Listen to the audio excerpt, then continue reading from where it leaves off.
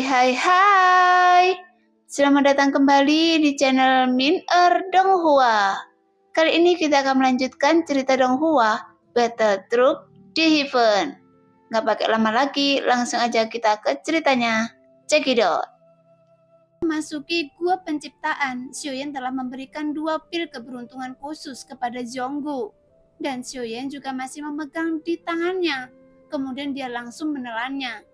Jelas Xiuyan juga ingin melihat apakah dia bisa menerobos ke langkah ke-7 keabadian Kaisar. Bagaimanapun sekarang avatar Dewa Asli telah secara paksa menerobos Dewa Asli Bintang 8. Selama pertempuran dengan Tianxun, untungnya sekarang kekuatan Xiuyan juga sudah menerobos langkah ke-6 keabadian Kaisar. Jika tidak, saya khawatir Xiuyan tidak akan berani mengontrol avatar Dewa Asli sesuka hatinya di masa depan. Karena jika Xiuyan menggunakan avatar Dewa Asli, dengan kekuatannya saat ini, mungkin dia akan mendapatkan serangan balik dari avatar Dewa Asli. Karena meskipun banyak sedikit esensi darah Dewa Asli yang terkandung di dalam tubuh avatar Dewa Asli, karena esensi darahnya telah dikonsumsi oleh Xiuyan sebelumnya.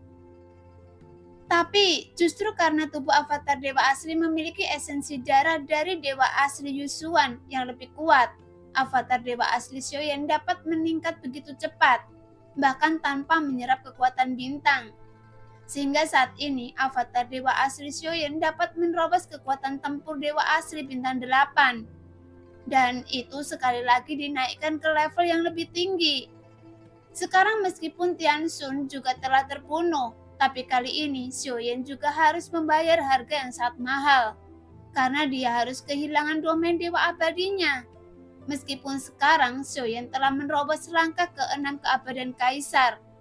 Jika dia bergabung dengan avatar Dewa Asli Bintang 8, sehingga kekuatannya dapat ditingkatkan ke tingkat yang lebih tinggi.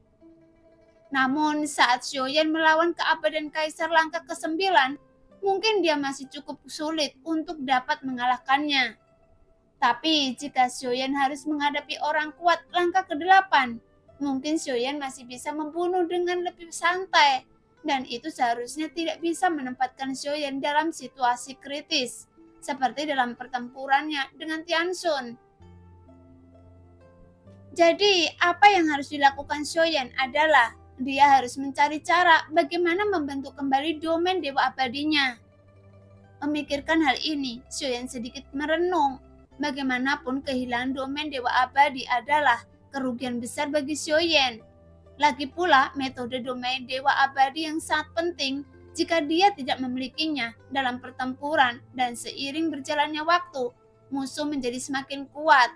Karena sebagian besar dari mereka yang kuat setelah menerobos langkah ke-5 keabadian Kaisar akan terus meningkatkan kekuatan mereka, sehingga ada kemungkinan mereka akan memiliki domain Dewa Abadi mereka sendiri. Bagaimanapun saat menghadapi musuh yang menggunakan domain Dewa Abadi yang kuat, Xiuyan juga perlu menggunakan domain Dewa Abadinya sendiri untuk melawan. Sekarang Xiuyan tidak memiliki domain Dewa Abadi yang merupakan telah menjadi titik lemah bagi Xiuyan sendiri. Namun saat Xiuyan sedang berpikir, tiba-tiba perasaan tajam datang di depan mata Xiuyan. Kemudian segala sesuatu di depannya dengan cepat memudar dan dia kembali ke peron. Tepat ketika Xiuyan berbalik, dia juga melihat Zhonggu di depannya. Sepertinya Zhonggu telah keluar dari gua penciptaan terlebih dulu. Senior, sudah lama sekali sejak Anda masuk, dan 100.000 poin kontribusi yang dicadangkan juga telah habis. Pada saat ini, Zhonggu berkata melalui transmisi suara. Mendengar itu, Xiuyan juga tidak menganggapnya serius. Lagi pula, waktu yang dibutuhkan untuk menghilangkan efek dari pil keberuntungan tidak dapat diukur. Jadi masuk akal jika poin kontribusi yang dikonsumsi juga sangat besar. Hanya saja, Xiuyan masih memiliki 4 pil keberuntungan khusus yang tersisa di tangannya, yang belum Xiuyan gunakan. Saya tidak tahu apakah orang yang bernama Yuyan masih datang untuk bertanya lagi. Xiuyan bertanya perlahan. Senior, Nona Yuyan telah memberitahu saya untuk berkumpul untuk menggabungkan formasi, dan itu seharusnya terkait dengan gerbang kuno Dewa Iblis Abadi. Saya pikir mereka akan membawa kita untuk memasuki gerbang kuno Dewa Iblis Abadi bersama. Jonggu menjawab dengan serius. Mendengar itu, Xiaoyan tertegun sejenak, karena setelah Xiaoyan datang ke alam Dewa Iblis Suci, yang mengejutkan Xiaoyan adalah bahwa klan Cimi sebenarnya berasal dari dunia kuno Dewa Iblis Abadi. Bahkan gerbang kuno Dewa Iblis Abadi bahkan terkait dengan klan Cimi. Jadi seharusnya resikonya sangat tinggi. Jika jiwa Cimi tidak pergi bersamanya sekarang, hanya saja masalah ini sudah tidak dapat dihindari. Jadi Xiaoyan juga memiliki sedikit kekhawatiran. Jika dia harus dihadapkan dengan kekuatan klan jiwa Cimi sekarang, karena Xiaoyan juga menyadari bahwa ada sesuatu yang tidak normal di dalamnya. Jika sudah waktunya untuk pergi, sebaiknya kita berganti pakaian. Bagaimanapun saya telah diekspos. Jika tidak, itu mistik hanya akan menimbulkan kecurigaan yang semakin besar. Xiaoyan berkata dengan serius. Bagaimanapun wanita yang bernama Yuyan mungkin telah memperhatikan dan menyadarinya. Namun masalahnya sudah sampai pada titik ini. Tapi Xiaoyan tidak takut untuk pergi. Bagaimanapun dia harus lebih berani. Hanya mengetahui tujuannya. Pada saat ini, Zhonggu tidak bisa berkata apa-apa lagi. Dan dia hanya bisa menyetujui. Lagi pula mereka datang ke sini untuk mencari keberuntungan. Dan keduanya juga telah menerobos. Meskipun kekuatan Xiaoyan telah menerobos langkah ke-6 keabadian Kaisar, tapi kekuatan Yuyan sepertinya berada di langkah ke-8 keabadian Kaisar, yang merupakan akan menjadi keberuntungan yang cukup besar. Pada saat ini, Zhonggu berjalan di depan Xiaoyan, kemudian Jin Doming dan Long Bio berada di belakang mereka, dan akan pergi ke gerbang kuno Dewa Iblis Abadi dari platform. Kompas besar di udara dan ada 7 atau 8 sosok yang berdiri di atasnya.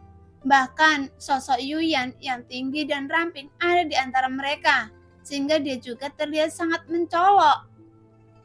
Apakah ada orang yang belum datang? Seorang pria yang berdiri di samping Yuyan bertanya dengan suara yang dalam. Lapor Tuan Wei Feng bahwa Wen Qiang dan Zhonggu belum datang. Salah satu anak buah Pian Xin menjawab. Apa yang terjadi dengan Wen Qiang? Wei Feng terus bertanya pada Wen Kang yang datang dari luar dan berkata, dia akan segera tiba. Orang yang berbicara adalah penanggung jawab Wen Kang yang bernama Luya Seng Seng. Namun 3 orang yang berada di atas kompas dipimpin oleh Yuyan. Sekarang Wen Qian dan Luya berdiri di kedua sisi dan ada juga seorang sosok yang menjadi terkenal akhir-akhir ini. Namun Wen Feng terus bertanya saat ini. Namun setelah dia selesai berbicara, tiba-tiba dia mendengar suara tajam datang dari luar. Kemudian sebuah pelangi panjang naik di atas kompas dan orang yang datang tidak lain adalah Zhonggu yang memimpin Xiaoyan dan yang lainnya. Sedangkan untuk budak dewa lainnya, Zhonggu langsung memilih untuk melepaskan mereka. Karena meskipun Zhonggu membawa mereka, tapi mungkin tidak akan terlalu banyak berguna. Bahkan sebaliknya, mungkin identitas Xiaoyan akan terbongkar secara tidak sengaja. Jadi untuk berjaga-jaga, sekarang Xiaoyan, Jin Doming, dan Long Bio semuanya mengenakan topeng. Adapun alasan utamanya adalah Xiaoyan hanya ingin mewaspadai Ningyo yang telah menghilang dari aula orang suci. Bahkan keberadaannya sampai saat ini belum diketahui. Tepat ketika kelompok Zhonggu dan Xiaoyan menginjakkan kakinya di atas kompas, mata Xiaoyan dalam topeng melihat sekitarnya. Untungnya dia berhati-hati untuk melihat Raja Roh itu, karena memang benar Ningyo berada di antara sosok-sosok ini.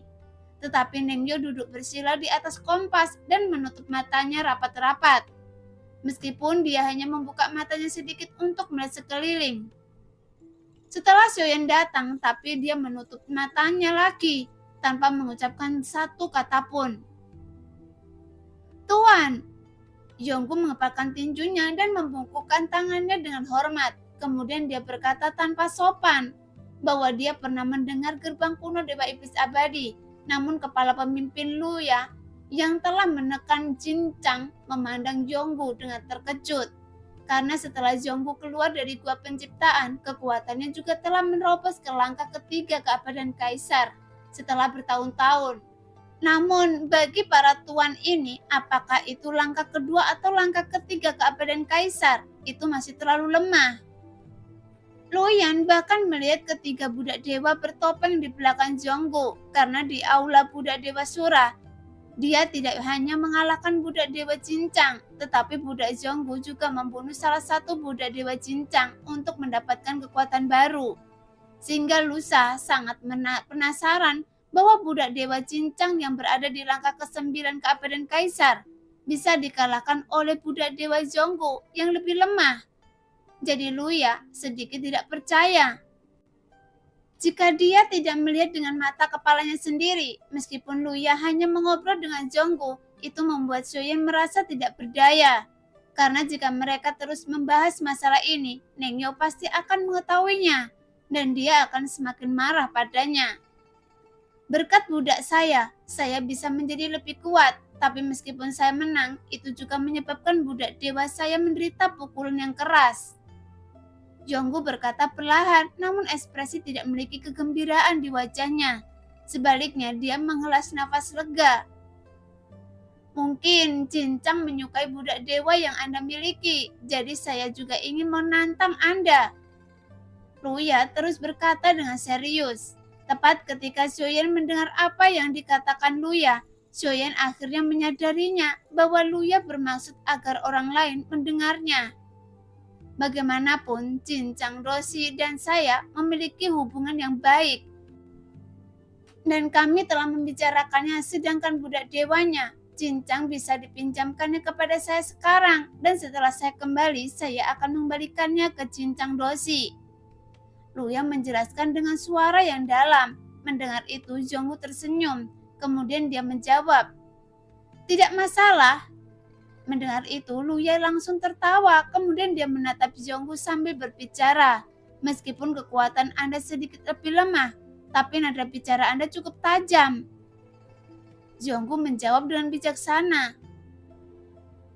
Maaf, saya tidak ingin memprovokasi Anda sekarang. Bagaimanapun Jonggu tidak tahu niat Luya, dan Jonggu juga tidak tahu apakah Luya musuh atau bukan. Setidaknya untuk saat ini, dia bukanlah sebuah ancaman, jadi dia bisa mengatakannya dengan cara lain. Anda bisa duduk di sisi kiri di mana ada cukup ruang.